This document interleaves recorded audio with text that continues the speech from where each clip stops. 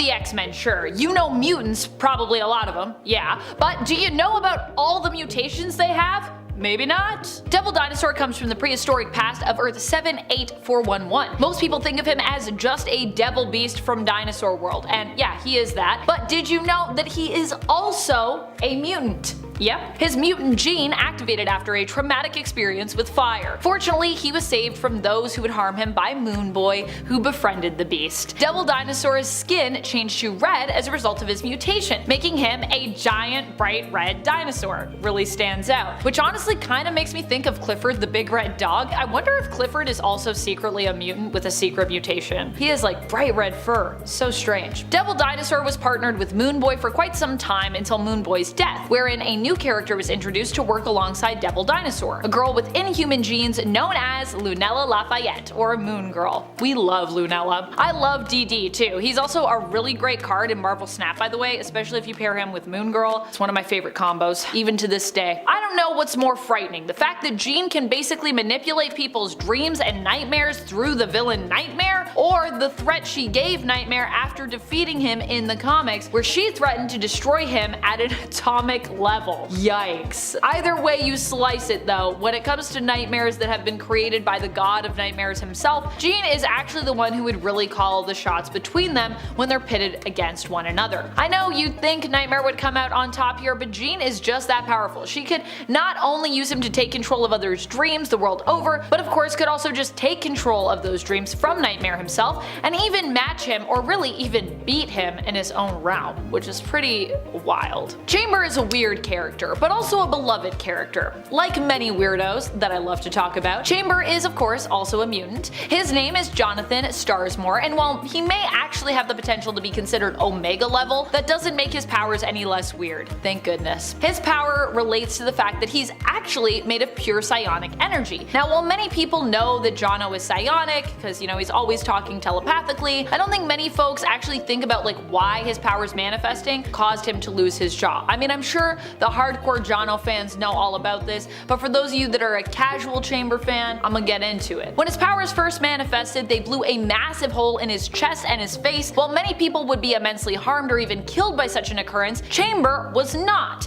As a result, Jono no longer needs to breathe, eat, or drink, and his blood does not even course through his veins. It doesn't need to do that to keep him alive. Yeah, as such he is typically seen with a scarf or some other clothing covering the lower half of his face, and he communicates telepathically, as you know, he can no longer talk since he has no jaw. Also he's made of psionic energy, so he's a very powerful psionic mutant. By far one of the strangest, yet kinda in a weird way most OP characters of all time from Marvel has to be Dupe. Okay, so he's at the very least the most strange. And now we have his evil counterpart, Pood in Excellent, who might somehow be weirder. Oh boy. Dupe is pretty powerful because he has some fourth wall shattering level of awareness, and he's able to actually move between panels in comics, existing not just within the panels of the page, but also moving into the borders and margins as well, able to exist outside of the panels that we're used to reading, which I think is pretty wild. I mean, not many other characters can do that, never mind mutants. Granted, we don't really know what Dupe is, or you know, if he's really a mutant, but he definitely hangs out with the X-Men a lot, and I feel like he's so weird, I just would believe he is a mutant in some way in his origin. Though at this point in time, there's no definitive origin for the character yet, just to be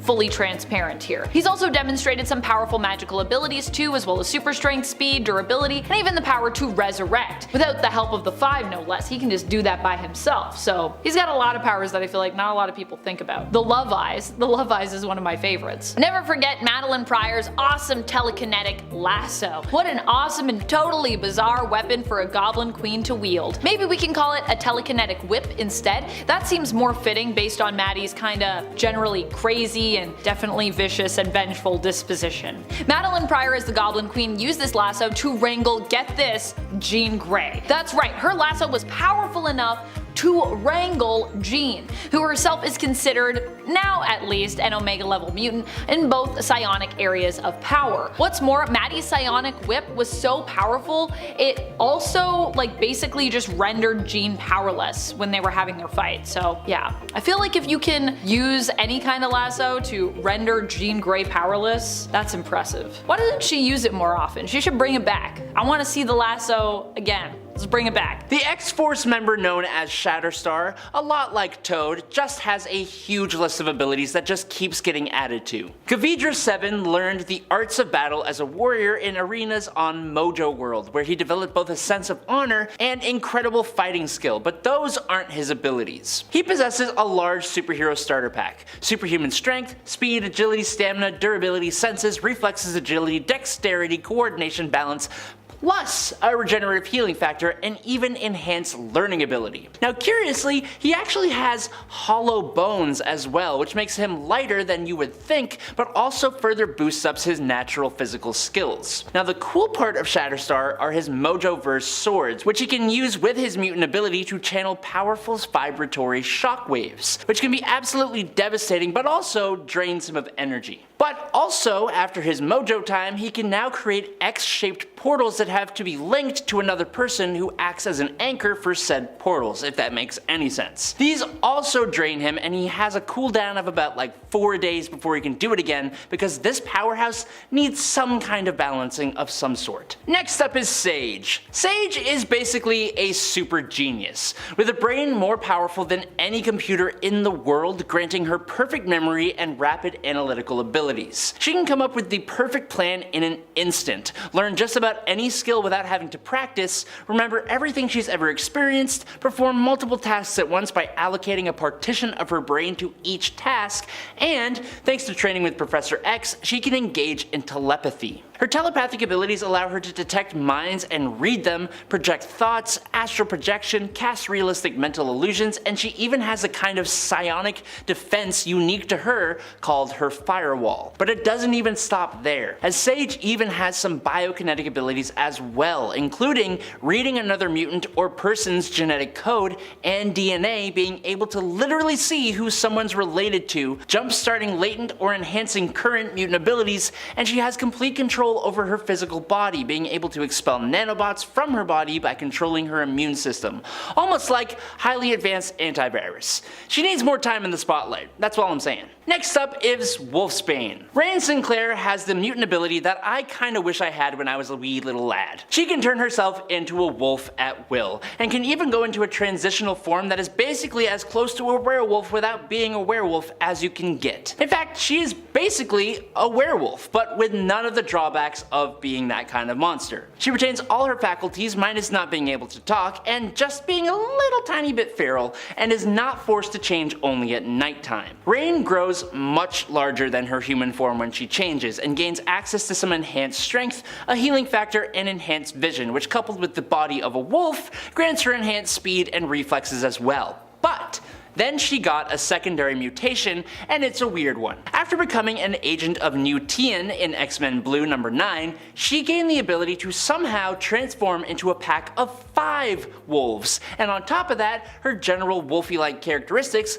like claws and teeth and all that jazz, also became stronger and sharper on top of that. Paige Guthrie is part of a family that has a lineage of mutant abilities. Sam Guthrie, Cannonball, Joshua Guthrie, Icarus, Melody Guthrie, Arrow, and Jebediah Guthrie are all part of her family. Paige's power is a wee bit unorthodox though. She has the ability to shed her skin, and by concentrating on specific chemical or elemental formulas, she can cause the layer of skin underneath to be a different element or shape or state. With that power, she's been able to have skin made of metal, diamond, granite, wood, rubber, glass, and one time she even managed to basically turn into a lizard, which should be a secondary ability all by its own. Husk has always had troubles with her powers, such as not being able to morph multiple times without intense pain. However, in Generation X, it got a little bit worse when Paige started suffering from dramatic mood swings and patchwork morphs. It was then revealed later that her secondary mutation also causes her to change personalities every time she morphs,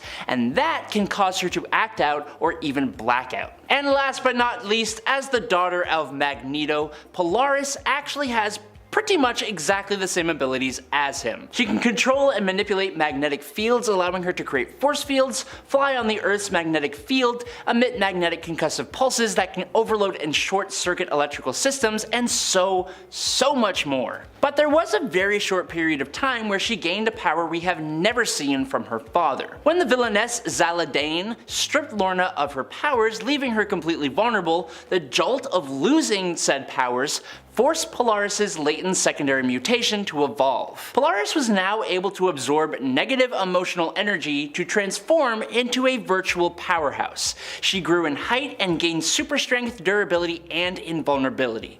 Basically, Polaris can Hulk out.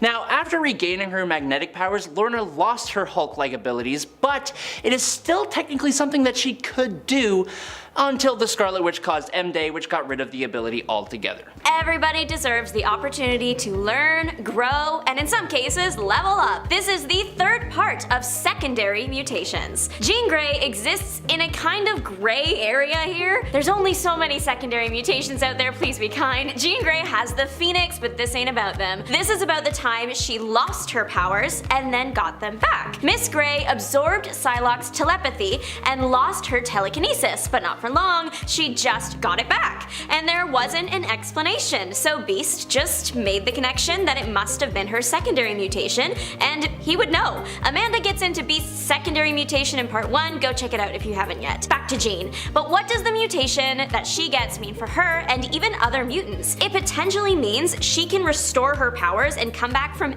anything, and maybe even repower depowered X-Men. Of course, that's really up for debate, so let me know what you think down below. Cyberine, unfortunately, not a ship name for Cyclops and Wolverine, instead it's the name of the Wolverine version that killed Cyclops. Do I see an enemies to lovers plotline in the future? Wouldn't that be wild considering the whole Jean Grey thing? That is so not important. Anyway, so on Earth 517, that's the Marvel Contest of Champions Earth, Wolverine kills Cyclops. Hurting a friend to that extent is traumatic, and the psychological aftermath of it all caused Wolverine to experience a secondary mutation. This mutation allegedly was mimicking Cyclops' powers. So now we have a Wolverine with all his regular bells and whistles that also basically has laser eyes. New fear unlocked. Richard Gill of Earth 616 is better known as Wildside. He was a founding member of MLF, the Mutant Liberation Front. They are not good, guys. His original mutation was hallucinations. He did this likely through telepathy, and he was pretty good at it. Unfortunately for him, he was depowered after M-Day. But hey, he survived, and that counts for something. He did eventually get his special talent back through the Mother Vine thing, plus a couple bonuses that made him an even bigger problem than before. They made his powers the same, but better. Instead of just hallucinations in the head, they were also kind of physical. As long as Wildside is conscious to keep it running, you're basically in a fever dream that feels super real and you can feel pain in. But if you knock him out, you're good. Black King, not to be confused with Black Tom from part 1, Black King is a billionaire, genius, energy absorption secondary mutanist. He develops a secondary mutation. That's the point. Sebastian Shaw's original special skill is the energy absorption thing. He can use the absorbed kinetic energy to make himself stronger, faster, and just basically enhance himself. This makes him hard to beat. Many heroes are known for their ability to pack a punch, so what do you do when the better the punch you give, the better the enemy gets? Mental stuff! The secondary mutation comes when Sebastian underwent the Mother Vine enhancement process. The bonus he gets is that now he doesn't even need to get punched to absorb the kinetic energy. He can just absorb what's around him. Good for him, bad for everybody else. He also develops concussion blasts. The energy he absorbs can be like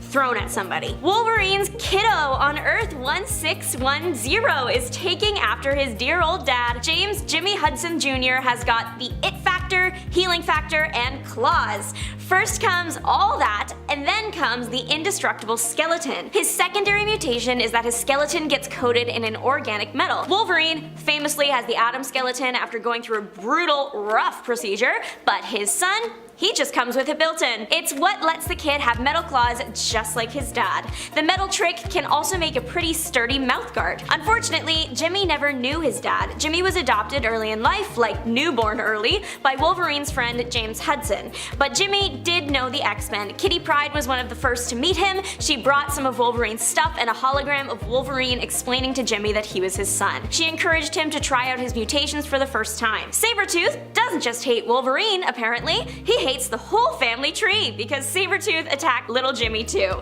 Well, he was a teen at the time, so he wasn't that little. Some parents pass down family rings and some enemies for life. If you are trying to find Jimmy online, you might see the alias Poison attached to it. Well, one horrible day, the Poison Hive invaded Earth 1610. One invaded Jimmy. Long story short, most of the poisons end up eliminated, but lucky for Jimmy, not the one in him. That one dubs itself just Poison and walks the earth in Jimmy's body. They are not on the same side at first, they are each fighting for control of the body, but eventually their physical form is threatened. They have to put aside their differences to survive and agree to work together to escape. Eventually they head off together to figure out how to co-inhabit one body, and all of this happened in the Ultimate Universe. Speaking of folks who have seen major power boosts throughout the years, enter Bobby Drake, aka Iceman. Iceman has had a few different moments like Kitty Pryde, where I would say his powers have evolved, and which could be considered a secondary mutation as he severely leveled up. When he learned he could manipulate his body into more than just ice or snow and learned to use his water form. When he learned he could just become straight up ice. That was a whole thing, because before he was, I believe, covered in it. When he healed back up after having his ice form shattered. And when he learned he could make ice clones. Honestly, Bobby's just had a lot of moments because he's super OP. Sync developed a pretty powerful secondary mutation after he returned from the dead during the Krakoan era, so this is a recent one, so you might not know if you're not following with modern comics, or maybe you are and you're like, oh my gosh, this is the one I do know. His secondary mutation is more suspected, I would say, than confirmed. Well, we know he has this ability now, but we don't necessarily know if it is a secondary mutation or not. The ability in question is that he can now remain synced with other mutants even without being near them. I believe the idea is if he's synced with you once, he can kind of sync with you whenever, but of course there are some limits to this and we're still kind of figuring out how that works. I don't think that sync using those powers if you're not near him would be as powerful. However, this mutation also takes a toll on his body and it seems to age him faster every time he uses it. In addition to this, he can also sync with superpowered non-mutants as well, which is huge. As I said, the full extent of his newfound abilities has not been explored, and I don't know if everyone would consider them to be a secondary mutation, as they're still tied to the same power set, but I personally do. I believe secondary mutations can also manifest in a boost to a predetermined power set, and I think this should count. To me, it's a secondary mutation, so there you go. Take it or leave it. Cypher is another hero who went from being kinda lame to kind of insanely powerful thanks to his own secondary mutation. Honestly, I've become a pretty big Doug fan in recent years, now that I better understand just how powerful his power set can be. I think my love of Doug comes from me also realizing just as a person how important communication is in my everyday life, and how much I value being around other people who can communicate well, and also value my ability to communicate with them. When we can't understand each other, it actually creates big problems in our lives, and that's what I appreciate about Doug and his power set. His ability to communicate and through that resolve so many issues without even needing to come to blows. In terms of his mutation, we saw him go from a character who could just understand all languages and communicate with people in that way, to someone who really understood the various minute types of languages around us that often go unnoticed, and thereby become a master of those types of languages as well. Things like technology, and even at one point physically fighting, which is a sort of physical communication or language and dance. This shift in his abilities happened after Doug died and was resurrected, and it honestly puts him on a whole other level, and really he's pretty powerful. I know sometimes we say, oh, communicating, is that powerful? Actually it is. I always forget about Kid Omega's secondary mutation because it just very rarely comes up in the comics anymore. Probably because Quentin Quire no longer finds it interesting, at least that's the canon reason that we were given for this. Though I personally think it sounds super interesting, and I am surprised that he is bored of it. However, this is Quentin, so maybe I shouldn't be so surprised. He is often unimpressed by some of the coolest stuff, or at least he presents himself this way often. Kid Omega's secondary mutation here is a non-corporeal form, which when accessed also speeds up his consciousness and allows him as a telepathy telepath to reach out and connect with all sentient beings. He can think at the speed of light while in this form, but then again, even when Quire isn't in it, he is known for being one of the fastest thinkers and one of the smartest psionics on the planet. Maybe that's why he was like, it's alright. I become like whatever, I don't have a physical form, but like, I'm pretty cool even when I have a physical form. Said to be the daughter of Unis the Untouchable, one of the earliest X-Men villains, Carmela's mutant power set is similar to her father's. However, at one point her powers evolved even beyond her own control. This seems to be a result of being exposed to Mother Vine, which triggered a secondary mutation in her. This mutation would cause her energy field to overcharge the more she used it, making it more devastating in terms of the damage it did to the people and technology around her. And if you aren't familiar with Unis the Untouchable, his main thing was that you couldn't touch him because he had a field around him that made it impossible to touch him. But this is also a field that blasts out in Carmela's case as well. What was worse, she had no control really over the power of her energy field, and she also suffered as a result thanks to overcharge resulting in a backlash. So when it happened, she would also be in pain as well. So she'd be causing pain to others and then also be like, ow. I mean, I know she's like a villain normally, but still, sucks, you know? That would suck, whether you're a villain or not. Something about people being in near-death experiences that seemingly allows them to evolve out of survival. Masque is another one of those mutants, and Masque was inherently more of a villain in the comics, and also a Morlock. However, being a Morlock wasn't what made him evil, because Morlocks are not inherently evil. What made him evil was his outlook on life. His mutant powers allowed him to alter the appearance of others,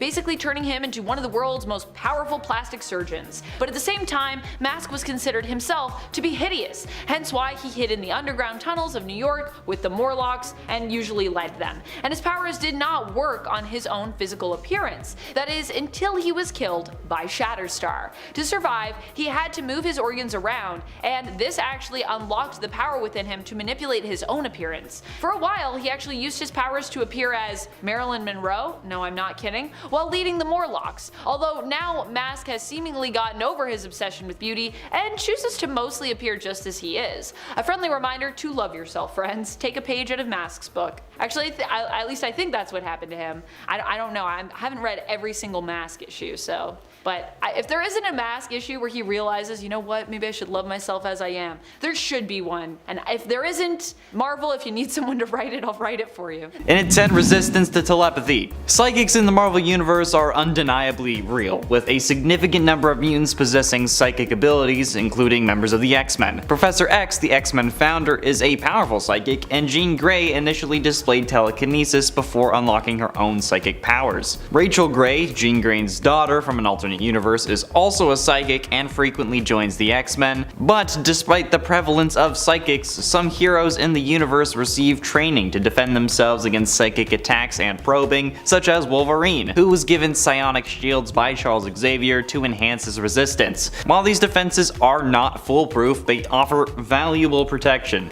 especially when there are so many damn psychics. Notably, even some villains have safeguards against psychics, like Magneto and Juggernaut, who has that helmet that prevents Professor X from accessing their thoughts. But in a bizarre turn of events, Red Skull consumed Professor X's brain, gaining psychic abilities himself. So there you go, Wolverine. You'll be able to fight against Red Skull a little bit more, I guess. Is that really a common problem for you? I don't think so. In at 9, lie detection. Logan, or Wolverine, whatever you want to call him, possesses a heightened sense of smell and hearing that surpasses that of an average human. His sense of smell is incredibly potent, which allows him to detect scents from a considerable distance, making it useful for tracking down enemies, but this acute sense of smell enables him to actually pick up on certain emotions as well, such as fear, which is emanating from individuals, pheromones, all that jazz. Okay? His hearing is also quite exceptional, allowing him to perceive sounds that are far away and even detect softer noises that are typically beyond the range of normal perception. So,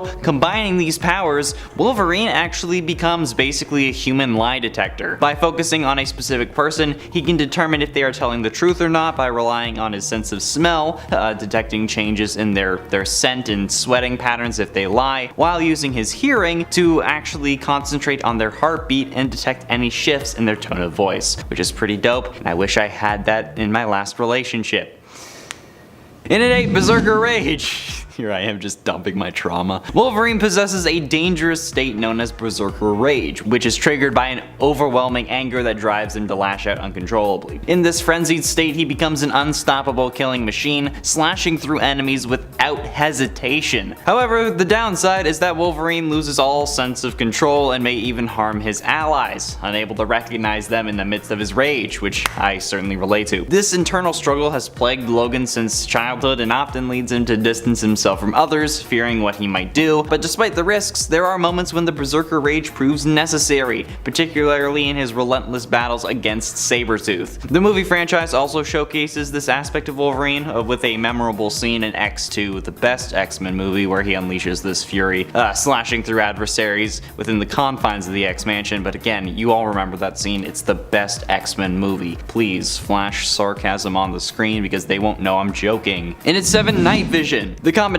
of Wolverine's claws and super healing already gives him a formidable set of powers. Okay, the healing factor alone ensures that any wound is swiftly healed, including those caused by his claws, making him truly lethal. And alongside these regenerative capabilities that literally brought him back from a drop of blood, Logan possesses heightened senses like the super hearing, the smelling, and the ability to see in the dark. Although this power is often overlooked by some comic writers, it provides him with a distinct advantage in various situations. Wolverine has had an array of powers that has changed and evolved over the years, making him increasingly more powerful, but what initially began as a mutant with enhanced durability and claws developed into a character that is basically a, dare I say, Wolverine. Haha, get it? Yeah. He's constantly aware of his surroundings no matter what environment he's in because of this night vision, and his tendency to eliminate enemies before they actually pose like a genuine threat makes him exceedingly more formidable than normal. And this explains how he's able to do that, because you know, he can see in the dark. And it's 6 swordsman. In the 1990s comic storyline Fatal Attraction, Magneto forcibly removes the adamantium from Wolverine's body, leaving him without his signature claws. In this adamantiumless period, Wolverine carried a katana given to him by the Yoshida clan for added protection. One notable use of this katana was when he ended up beheading Bloodscream. Yeah.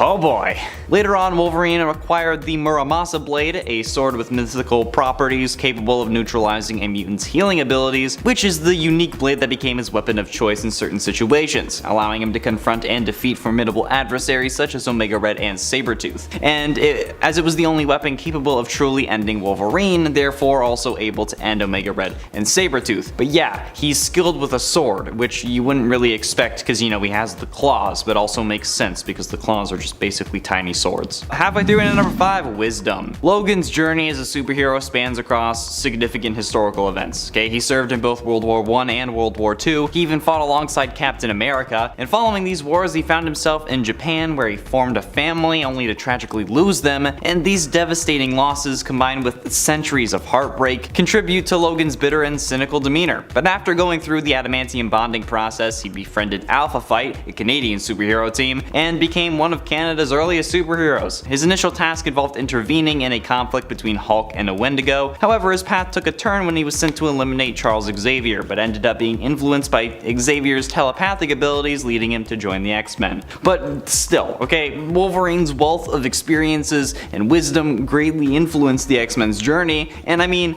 with an extended lifespan comes years to learn and become wiser, which he clearly has, so then it only continues on. So yeah, dude, damn, well done. Good for you. Number 7, Colossus's unbreakable armor. Colossus, the X-Men's gentle giant, possesses the remarkable ability to transform his entire body into organic steel, a living, breathing metal that grants him near invulnerability. But this isn't just any ordinary metal. No. It's an extraterrestrial substance of incredible density and strength, far surpassing any earthly alloy. In his armored form, Colossus can withstand extreme temperatures, from the scorching heat of lava to the frigid cold of Iceman himself. He can shrug off massive impacts and even endure the crushing pressure of the ocean depths or the vacuum of space for a limited time. He is a walking, talking tank, a nearly indestructible force on the battlefield. Yet this immense power is juxtaposed with his inherently gentle and artistic nature. He's a paradox, really, a being of immense strength who would rather be painting landscapes than fighting battles. A testament to the complex and often contradictory nature of the X-Men.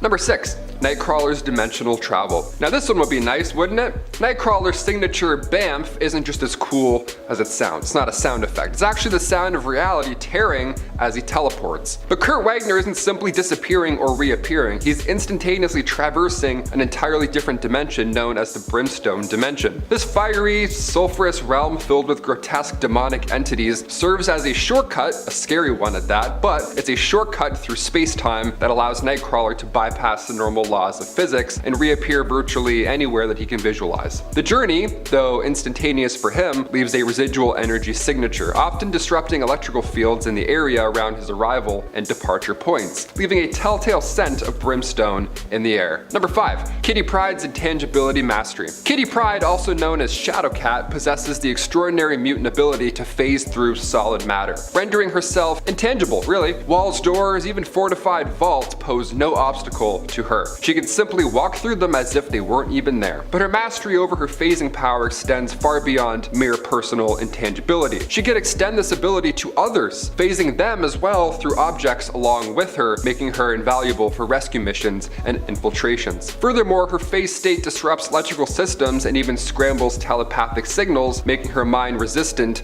to psychic intrusion. That must be nice, right? Professor X not getting in your head all day? Ugh. Number 4. Gambit's potential. Gambit, the charming card-throwing Cajun rogue, possesses the mutant ability to charge inanimate objects with volatile kinetic energy, essentially turning anything he touches into a weapon. While he favors playing cards as his weapon of choice, the truth is he can charge anything, from a pebble to a car, with this massive force. Coupled with his superhuman agility, acrobatic prowess, and mastery of close quarters combat, this makes him a formidable opponent. And also, he's a magician, so good luck. Pick a card. Not the right card, now you're knocked out. See you later. Number 3. Storm's atmospheric authority. Storm, the weather goddess, doesn't just control the weather, no, she is the weather.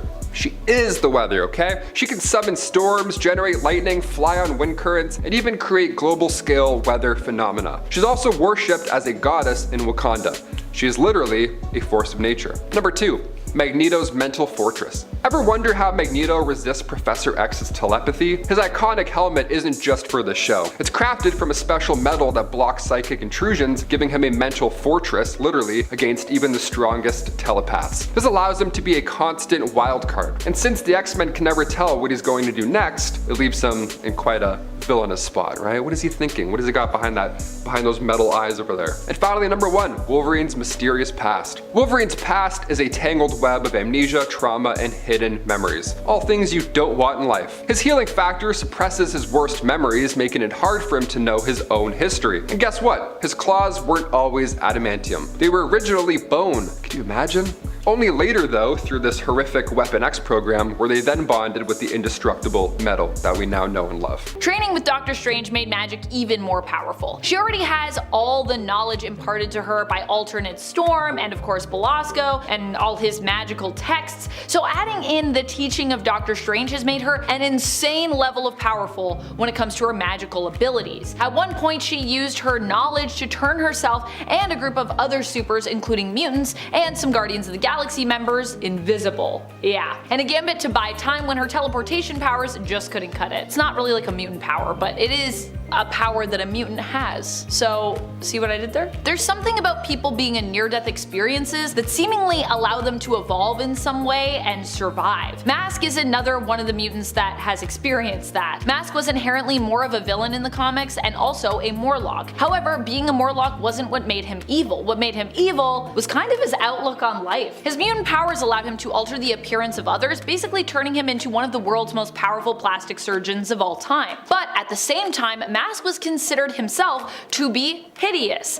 hence why he hid in the underground tunnels of New York with the Morlocks and, was a Morlock, because that's kind of their whole thing. And his powers did not work on his own physical appearance, tragically. That is until he was nearly killed by Shatterstar. Now, to survive, he had to actually move his organs around, so this gave him the power to manipulate his appearance. He leveled up. He gained what we would call a secondary mutation. For a while, he also used his powers to appear as Marilyn Monroe while while leading the Morlocks. Although now Masque has seemingly gotten over his obsession with beauty and usually chooses to just appear as he is. Either that or people forgot that this power existed, but I'm gonna go with the route of, you know, Masque just loves himself now, because I like that story for him. Moira was usually known as more of an ally to the X-Men for many years, and none of us would have ever suspected that she had powers at all. She has been known as a mutant ally throughout many comics, often Charles Xavier's ill-fated lover, and if you don't see her as being a major player in the comics, let me just remind you that she was the one who figured out how to cure the legacy virus, and I honestly think that elevated her even to a superhero status if we're talking about it. We found out Moira McTaggert was a mutant recently in modern comics during the House of X series. We learned that she had done more than just die in the comics. We learned that her powers allowed her to actually be reborn, but not in a traditional sense of superpowers. This isn't a healing factor or resurrection. Her powers actually allow her to relive her life again. Yeah, so it's kind of like a reincarnation. From birth to death, starting in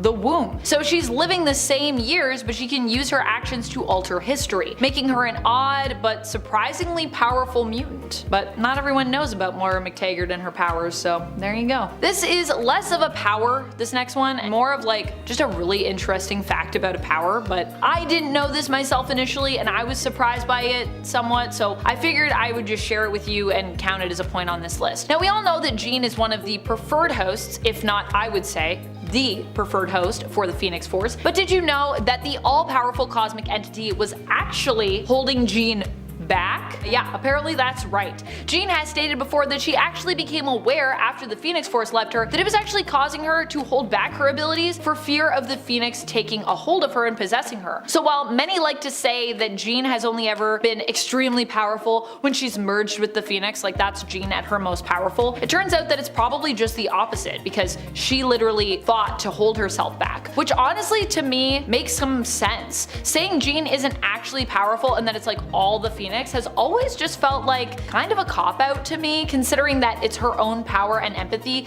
that the Phoenix was seemingly attracted to in the first place. Like that's why she's the ideal host, so to me that makes sense. But that also means some crazy stuff. That means like Jean could destroy maybe the multiverse herself, you know what I mean? Because Phoenix can destroy planets, so I always forget about Kid Omega's secondary mutation because it very rarely comes up in the comics, and I feel like it's also therefore a power that a lot of people are gonna forget. Now I usually probably forget about it because Quentin Quire no longer really finds it interesting. At least, you know, that's the canon reason that we're given for why we really never see it anymore. I personally think it sounds super interesting and I'm surprised that he's bored of it. However, this is Quentin, so maybe I shouldn't be so surprised. Quentin Quire is a bit of an oddball. He's often unimpressed as well by some of the coolest stuff. He's very like, ugh, whatever, I'm over it. Or at least, you know, he presents himself this way often. Kid Omega's power that I'm about to talk about here is that he has a non-corporeal form, which when accessed also speeds up his consciousness and actually allows him as a telepath to reach out and connect with all sentient beings. Yeah, basically like all of Earth he could just connect with. He can think at the speed of light while in this form, but then again, even when Quire isn't in it, he's known for being one of the fastest thinkers and one of the smartest psionics on the planet, so I think we kept that part, but we forgot about the non-corporeal stuff. Mutants are already gifted with amazing abilities that put them a cut above regular old humans like you and me. But then there are those mutants who get not one, but 2 mutations, giving them even more and more power, as if they needed it. The Blob, or Frederick Dukes, is one of those characters. Now I really didn't give the Blob enough credit when I was growing up, and he can actually do some pretty cool things, and some things that didn't even occur to me. His actual main mutant ability, for example, is that he can essentially become immovable by creating a monodirectional increase of gravity beneath him that extends about 5 feet in radius from his center of balance. But what's even cooler is that, with some training, Blob was able to manipulate his gravitational aura outwards in order to trigger a localized implosion. Also, the Blob is incredibly durable. The fat on the Blob is able to absorb the impact of rifle bullets, cannonballs, bazookas, and even torpedoes. He has been able to survive being hit by a meteorite that was 50 feet in diameter moving at terminal velocity, but that's not all. Blob is also able to manipulate his body, basically shape-shifting to a degree. After undergoing the Mother Vine enhancement process, Blob developed a secondary mutation, liquid form. Now not actually, but his secondary mutation allowed him to stretch his body to a great extent, and the problem is the mutation was hard to control, so when he first ever manifested it, he stretched himself too far and basically turned into a puddle. Next up is Gambit, and Gambit has the really cool mutant ability of molecular acceleration, allowing him to convert the potential energy of a non-living object through touch and kinetically excite the molecules to the point that they explode. Usually when a mutant has an ability that manipulates molecules, they have a pretty vast array of powers, but for Gambit, he mainly just uses his abilities as attacks, charging up his signature playing cards and bow staff and other objects like that. We have seen him reach the full potential of his power, only this was an alternate reality version of the guy. He could manipulate kinetic energy down to a molecular level, which basically made him a god. But as you may have guessed, Gambit has a second mutation. After a traumatic event left him blind, a secondary mutation kicked in that allowed Gambit to be clairvoyant. Gambit's ability did not give him the power to consciously look into the future. Instead, his secondary mutation acted like a warning system, kinda like the spider sense. He could sense danger and react to it. Now, fortunately for him, Gambit got his sight back not long after losing it, meaning he stopped needing to rely on this secondary mutation, but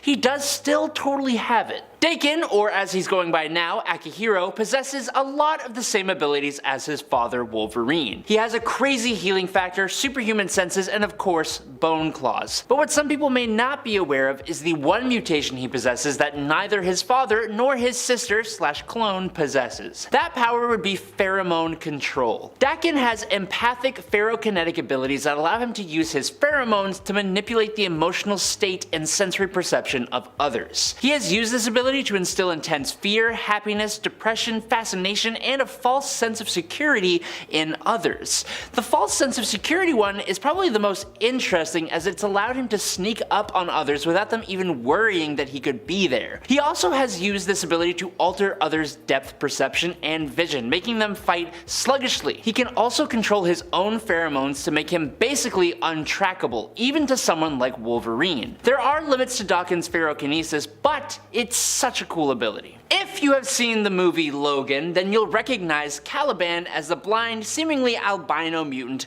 who hangs out with Logan and Professor X. In that movie, he displays Caliban's main ability, which is being able to detect mutants' X genes, usually within a 25-mile radius. Although, it's worth noting he has been able to detect particularly powerful mutants from further away before. But what I want to talk about is Caliban's other power that most people don't know. This is called his flight or fight response. Whenever Caliban feels stressed, he manifests two extra powers: super strength that can overpower Spider-Woman, and fear absorption. This second power allowed Caliban to absorb the psionic energy created in the fear from others and amplify it back into his environment, doing things like very quickly turning those nearby into a fear-induced panicked mob. This ability was boosted up by Apocalypse twice when Caliban served him as both death and pestilence. The mutant Toad has been a member of the Brotherhood of Evil Mutants, and by extension a part of the mutant community for a hot minute, but in my opinion, Mortimer Toynbee hasn't really been utilized as much as he should be given his massive list of abilities. Toad has a degree of superhuman strength, specifically in his back and legs, which allows the little weirdo to jump around 25 to 37 feet,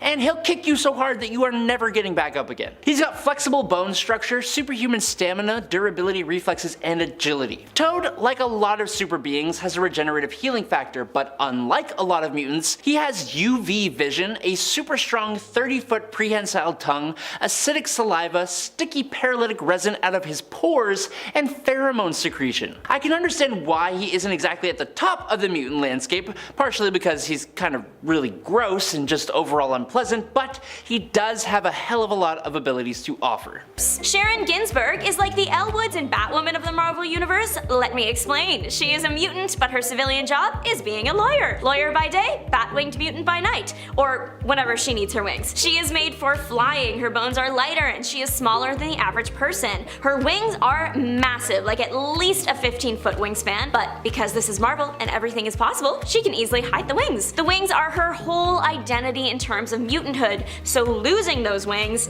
that's a lot of trauma and pain, and apparently the exact right amount to trigger trigger a secondary mutation. Her secondary mutation brings in even more bat qualities. When her wings were roughly removed, she fell unconscious. Eventually waking up, she realized they were gone. She was so upset and angry, she manifested bat claws and she went insane. She was captured in X-Statix 11 and we haven't seen her since. I hope she's doing well. Thanks to a secondary mutation, Havoc can wreak havoc forever. But first, Alex Summers' talents include energy absorption, even from something like a star. Because of that bit with the star, he is definitely immune to extreme heat and radiation too. He shoots plasma blasts, usually from his arms. They can be used as a weapon or to even help him fly. So that's pretty much everything he had going on before the secondary mutation. His secondary mutation appeared in the Mutant X storyline. Alternate reality versions of Alex Summers got yanked together by a cosmic force, and we don't really learn that anything serious mutation-wise has happened until Alex passes away, then doesn't. He wakes up in a different timeline in a different version of himself. Now, he has the ability to shift his consciousness from one version of himself to the next. Can he die? Maybe. Being a host for the nexus of all realities is what caused this. You've heard of Mother Earth. Get ready for Nature Girl. She does go by a few names, and I was not prepared for one of them. Her civilian name is Lin Lee, but her other mutant name is Armageddon Girl. That's a 180 from Nature Girl. It is fitting though, because she did do a 180. She started out as a hero. She attended the School for Gifted Youngsters, named the Jean Grey School for Higher Learning at the time. It had been established that she could control or influence nature and animals. Make birds carry her, plants fight for her, that kind of stuff. She goes off the rails and joins the bad guys.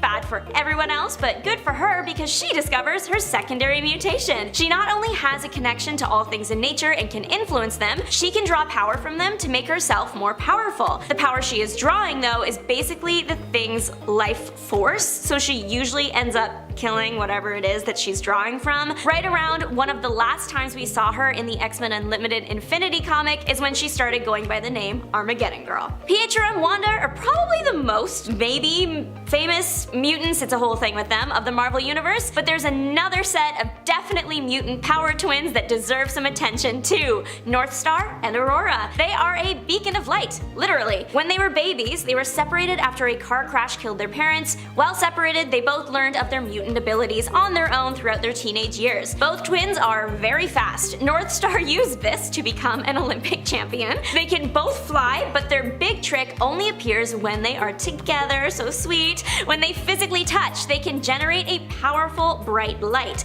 It can blind or simply just distract enemies. The secondary mutation manifests after a series of experiments requested by Aurora so that the twins can do the whole light thing without touching. It works, and now they both have a semi-new talent. Angelic X-Men Warren Worthington III was just a guy until he got his wings. Then he was a mutant with the ability to shockingly fly.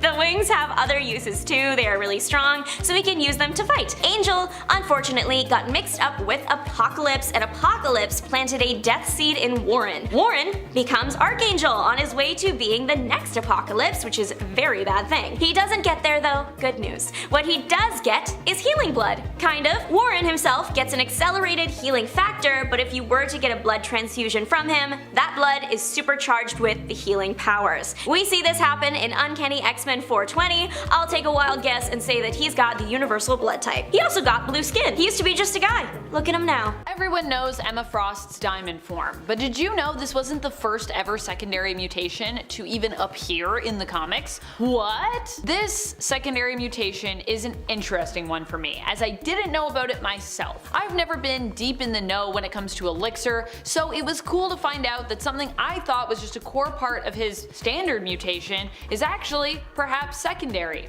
For this point, we're talking about Elixir's physical mutation, the golden hue of his skin. This change occurred shortly after his first appearance. Only a few issues later, he actually uses his powers to heal himself and his skin changes to a golden color. So it seems to make sense that I wouldn't know this was even a secondary mutation since most of his appearances have been with this look. Joshua Foley, aka Elixir's skin, also changes color when he uses his powers to harm others, changing from a golden hue to a deep metallic black color. The changing of his skin is not something that Elixir also seems to be able to control, but instead is a mutation that is closely tied to his primary healing and death touch abilities. If your skin changed color anytime you did anything, what would you definitely want it to be or not want it to be? While many heroes have secondary mutations, let's not forget that this whole idea in terms of of when it was classified started with Emma Frost, who herself was once a famous villain. Likewise, there have been other villains who have also gained a secondary mutation, but who simply aren't as well known. Enter Black Tom Cassidy, a classic mutant villain, and if you aren't familiar with him, you should be. He's pretty cool.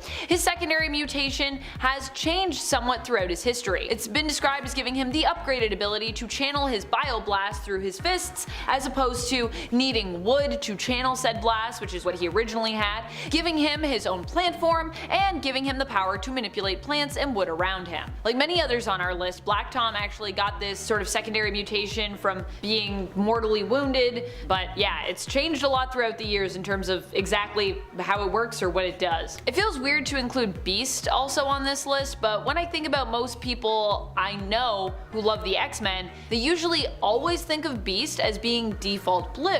Now this is because most of the people I know grew up with the 90s or early 2000s Beast after he'd undergone his secondary mutation. Many fans out there still don't know that Beast's original power set was just that he was like super dexterous. He just looked like a guy. He had big feet, big hands, and he swung around a lot.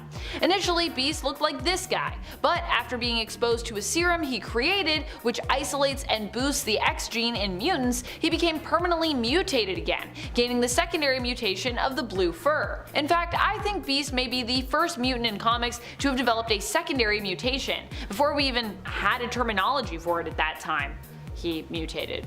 He's all covered in blue fur, which initially was actually like a gray fur, but that's a whole other story. That has to do with comics coloring and miscommunications and just how blues and blacks got often mixed up by people. With this next one, we're not talking about that time that Kitty Pryde was turned into a cat person in Wundagore, although that was a thing that happened. It was something though that she was given as opposed to an evolution of her mutant-based abilities, and it was temporary. With Kitty, or Kate, it's interesting as there are a few different instances where I feel one could argue that she manifested some kind of secondary mutation, or more specifically evolution of her powers. But this has also, I don't believe, ever fully been confirmed in the comics. Let me know if I missed something and if there is a page where someone says, this is a secondary mutation.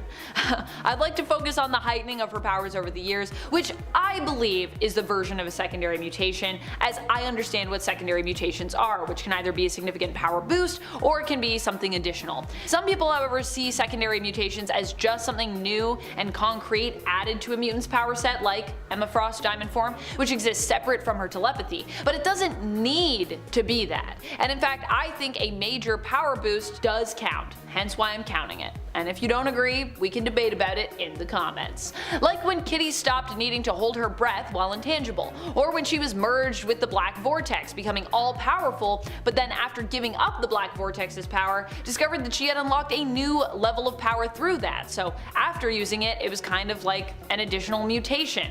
As I said, there are actually multiple moments for Kitty when I feel like this has happened, but those are the main ones that come to my mind. In at 4, feral form. The 90s marked a peculiar era in comic books characterized by excessive violence, extreme physical attributes, and objectification. But it was a time when unconventional ideas emerged, yielding both remarkable stories like Age of Apocalypse and disappointing ones like the Clone Saga. But surprisingly, Wolverine spent a significant portion of this decade without his adamantium skeleton. Despite losing the metal coating, he did retain his bone claws and healing factor, maintaining, like, you know, the classic Wolverine sort of aspect. However, the supervillain Genesis sought to actually restore Wolverine's adamantium, driven by a desire to serve the powerful Apocalypse. In a failed attempt though, Logan's body rejected the procedure and triggered a dormant mutation. Stripped of adamantium, Wolverine underwent a primal transformation, adopting an animalistic mentality while his nails grew into natural claws. It showcased the profound impact that the absence of adamantium had on Wolverine's body, and he just kind of became a beast, ironically enough. So yeah, he kind of needs the adamantium nowadays, otherwise he kind of goes back. Getting close to the end, in number 3, Super Dad. On Earth 982, Rena was the new girl at high school, where some of the more popular girls tried to make her life miserable, stating that she was the daughter of an immigrant and an unemployed biker and all that. But when her dad, Logan, picked her up from school on his bike,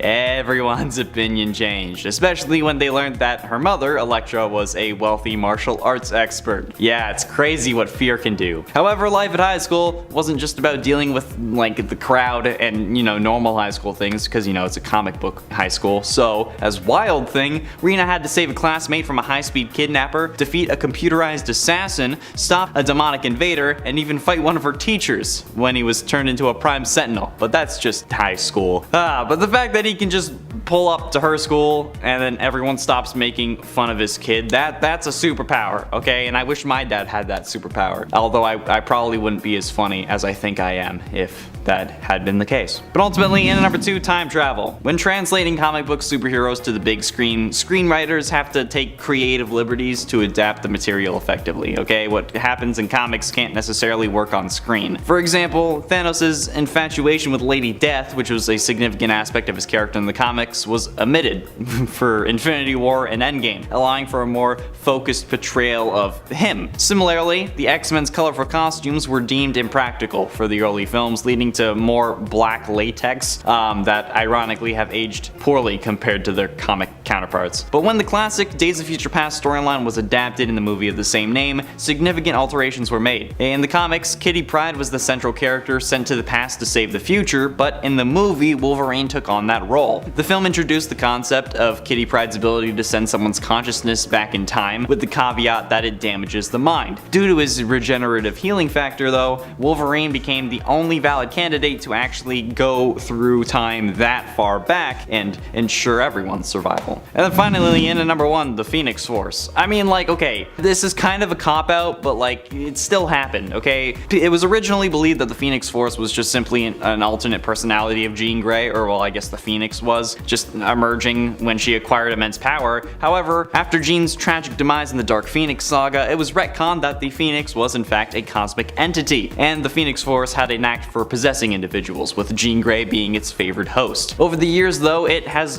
possessed numerous mutants. Rachel Grey, Jean's daughter from an alternate future, Cyclops, Emma Frost, Colossus, Magik, and Namor were all possessed by the Phoenix Force at some point, and simultaneously, in fact, forming the group known as the Phoenix Five, because, you know, you couldn't have one more, otherwise they would be competing with the Sinister Six, and you couldn't have one less, otherwise it would be like the Fantastic Four. You know, there's a lot of numbers that you gotta work with. But yeah, Wolverine has also had it, okay? So there you go. He's had that, and he has all those powers, or at least he has. And Professor X is the worst thing to happen to the X-Men. I said it. Yep, I said it. Let that sink in. Think about it for a bit. While you process that, get ready to uncover the hidden truths about your favorite mutants. Today we're diving deep into the X-Men's most guarded secrets. From Cyclops' uncanny spatial awareness and Beast's pheromone manipulation to Iceman's Omega level potential and Nightcrawler's dimensional hopping. Everyone's doing something over here. And today we'll explore Colossus' unbreakable armor, Storm's godlike power, Gambit's explosive secrets, Magneto's mental fortress, and even Wolverine's bone-clawed past. Prepare to have your mind blown. Number 10. Cyclops' spatial awareness. We all know about the optic blasts, right? How amazing is that? Getting mad and just yelling at someone with your eyes. The raw concussive force that Cyclops unleashes from his eyes alone are amazing. But what often gets overlooked is the brilliant tactical mind behind those ruby quartz lenses. Cyclops possesses an almost precognitive understanding of spatial geometry. He's not just blasting randomly, he's calculating trajectories, ricochets, and angles with superhuman precision, turning his optic blasts into guided weapons. He can also bounce beams off of multiple surfaces, hitting targets from impossible angles, making him a far more formidable opponent than he appears. Think of him as a living, breathing physics engine, a master tactician who can visualize the battlefield in 3 dimensions and predict the path of his blasts with pinpoint accuracy. And he looks cool while he does it. The spatial awareness is a cornerstone of his leadership, allowing him to direct his team with unparalleled effectiveness and rarely be caught off guard. Number 9. Beast's hidden power, pheromone manipulation. Yeah, you heard that correctly. Beyond the brilliant intellect and aerobatic ability, Beast, the X-Men's resident blue furball, whatever you want to call him, he harbors a secret weapon, the ability to subtly manipulate emotions through pheromones. Imagine him diffusing a tense hostage situation with a calming scent, or subtly influencing a hostile crowd, making them more receptive to his reasoned arguments. He'll just puff out his armpits and all of a sudden you're relaxed. He could even use his pheromones to gain a tactical advantage in combat, perhaps inducing fear or confusion into his opponents. This hidden talent is a fascinating blend of his enhanced animalistic physiology and his scientific mind. It's largely untapped and represents a whole new dimension to this character. It's a power that could be used for good, for manipulation, or even just to get himself out of a sticky situation, making Beast far more complex and potentially an influential figure than we ever really realized. It also makes him a wild card. Quit moving your pheromones around, fella. Number 8. Iceman's Omega level potential. Often underestimated as the X-Men's resident jokester, Iceman is far more than just a walking snow cone machine. He's classified as an Omega level mutant, a designation that signifies his cryokinetic powers to have no defined upper limit. This means his ability to manipulate cold and ice is theoretically infinite. He can freeze any matter he chooses, transform his entire body into organic ice, create sentient ice duplicates of himself to fight alongside him, and even lower the temperature of his surroundings to absolute zero, potentially plunging entire regions, or even, you heard me, the planet,